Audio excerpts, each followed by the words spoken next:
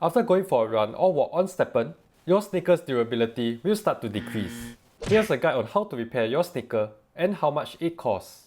You can tap on your sneaker and select the repair button. On this page, you can select the amount of durability that you wish to increase for your sneaker.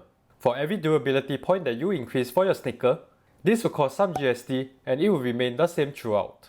After selecting the amount of durability points to increase, you can tap on confirm and your sneaker will now be repaired. It is important to keep your sneaker's durability above 50. Once it drops below 50, your sneaker efficiency will decrease to 90% and this will affect your GST earnings. Once your sneaker goes below 20 durability, your sneaker efficiency will drop even further. The repair cost of your sneaker is determined by its level and quality.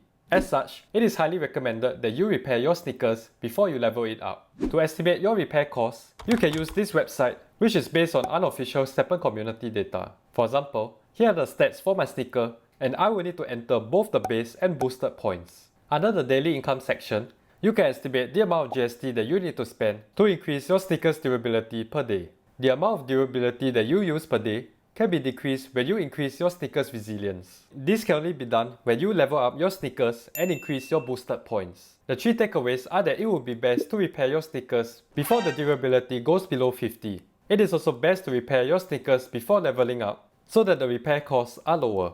When your sneaker has higher resilience, it will lose less durability points per day. If you'd like to learn more about leveling up your sneaker, you can check out my guide here.